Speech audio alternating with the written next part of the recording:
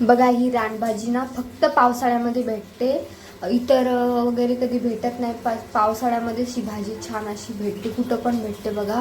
तर बघू शकता तुम्ही अशा पद्धतीने ही रानभाजी घेतलेली आहे.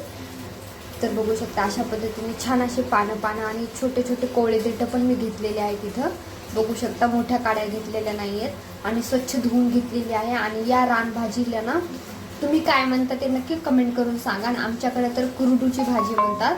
आणि ही भाजी ना खूप गुणकारी, खूप औषधी आहे, खूप आजारावर काम करते. नक्की खाल्ली पाहिजे ही भाजी. तर ही भाजी कशी बनवायची एकदम सिंपल पद्धतीने मी तुम्हाला सांगणार आहे. तर रेसिपी पूर्ण बघा आणि आवडली तर लाईक करा, चॅनलला सबस्क्राईब करून घ्या. तर बघा इथे मी कढाई घेतलेली आहे.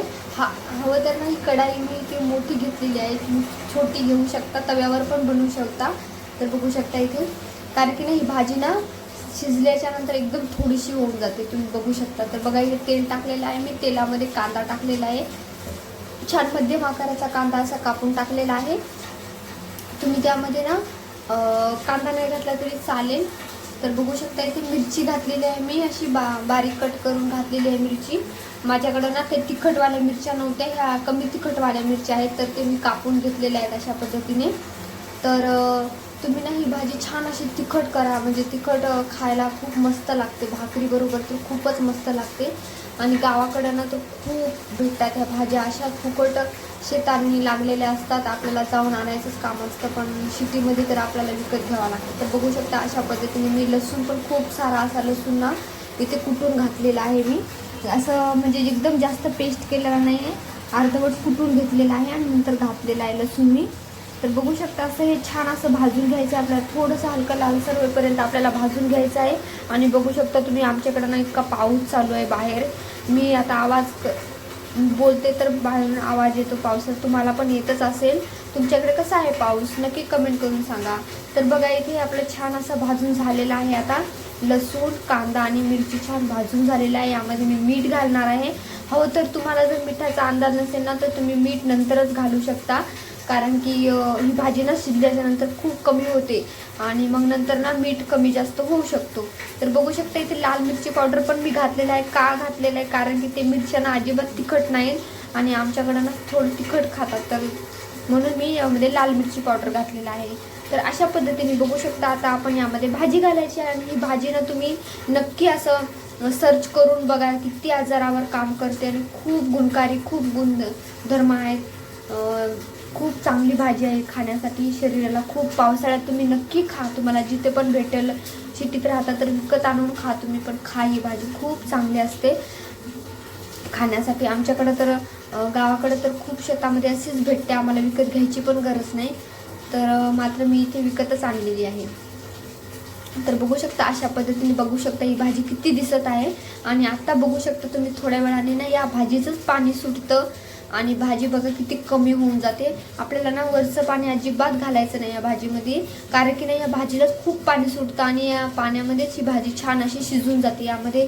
आणि भाजीला पण जास्त शिजवायचं नाही आहे, एकदम असं शिजवायचं नाही भाजीला, तर चव निघून जाते भाजीची. आपल्याला ना थोडीशी सगळं पाणी कमी झालं आणि थोडीशी मऊ झाली की आपल्याला ही भाजी खायला घ्यायची, कारण की जास्त शिजवल्यानं ना सगळी चव निघून जाते भाजीची. एकदम अशी शिजवल्याच्या नंतर टेस्ट पण लागणार नाही. तर बघू शकता ही भाजी तुम्ही अशा पद्धतीने मी केलेली आहे. तुम्हाला हवं तर तुम्ही या भाजीला ना चिरून पण घेऊ शकता, म्हणजे कापून घेऊ शकता. मी इथे चिरलेली नाही, मग आमच्याकडं छोटे छोटे पानं आहेत ना याचे, तर मग चालते अशीच बनवलेली आहे मी. तर बघू शकता अशा पद्धतीने ही भाजी ना, बघू इतकं पाणी सुटलेलं आहे आणि किती कमी झाली आहे. आणखीन थोड्या वेळाने बघा तुम्ही आणखीन कमी होईल.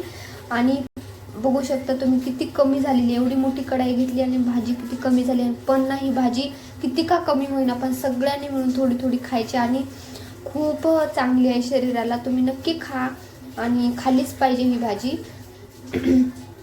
तर बघू शकता अशा पद्धतीने ना भाजी आपली छान आता शिजत आहे. शिजल्याच्या नंतर दाखवते मी तुम्हाला ही भाजी कशी बनलेली आहे. तर बघा तुम्ही पूर्ण व्हिडिओ. तर बघू शकता किती पाणी सुटलेलं आहे या भाजीला, याचं स्वतःचंच पाणी सुटतं या भाजीला, त्यामुळे ना आपल्याला दुसरं पाणी घालायची गरज नाही. आणि बघू शकता तुम्ही भाजी किती कमी कमी होत चालली आहे, म्हणजे 2-3 माणसं 2 जण तर खूप आरामशीर खाऊ शकतात, त्यामध्ये 3 कमी कमी जर खाले तर 3 माणसं आरामशीर खाऊ शकतात. आणि भाजीमध्ये ना भाजीसोबत ना या भाजीसोबत भाकरी खूप छान लागते ज्वारीची. तर मी पण बनवलेली आहे भाकरी, पण मी काय व्हिडिओ टाकलाच नाही, म्हणजे भाकरीचे दाखवलंच नाही मी. बघू शकता तुम्ही अशा पद्धतीने किती कमी झालेली आहे भाजी आपली. आणि बघा तुम्ही पूर्ण तयार झालेली आहे भाजी आपली, शिजलेली पण आहे, किती मस्त दिसत आहे. लसूण, कांदा, मिरची खूप, आणि लसूण पण असा घासायला लागतो ना, तर खूप मस्त लागते ही भाजी. आणि या भाजीला ना खूप टेस्ट पण असते, मस्त लागते, चव खूप छान आहे या भाजीची. तुम्ही नक्की ट्राय करून बघा. रेसिपी आवडली तर लाईक करा आणि चॅनलला सबस्क्राईब करायला विसरू नका. तर बघू शकता किती मस्त दिसत आहे ही भाजी आपली. आपण जर यामध्ये लाल मिरची नाही पावडर टाकला असता तर थोडीशी हिरवी कलर दिसत होता, लाल दिसत नव्हता, सफेद हिरवा कलर, कांदा पिंदा सफेद दिसत होता. तर आपण इथे मिरची टाकली त्यामुळे हे कलर चेंज झाले. तर बघू शकता किती मस्त अशी भाजी आपली तयार झालेली आहे. आणि खूप सगळ्यांनी खाल्ली पाहिजे. अशा रानभाज्या ना फक्त पावसाळ्यामध्ये येतात, आणि पावसाळ्यामध्ये ना भाज्या अशा आवर्जून खाल्लेल्या पाहिजे. नवीन वेगवेगळ्या भाज्या ना खूप औषधी कार्य असतात, आपल्याला माहीत नसतं या भाज्यांचं तितकं, पण खायला पाहिजे, खूप छान. आणि आणायची आणि स्वच्छ धुवून करायची भाजी. पावसाळ्यामध्ये कसं चिखल बिखल असतं ना, त्यामुळे स्वच्छ धुवून करायच्या भाज्या. तर हा स्वच्छ धुवून केल्यानं काय हरकत नाही, आणि खायला पण खूप चांगल्या, शरीराला पण चांगल्या. चला भेटूया पुढच्या रेसिपीमध्ये अशाच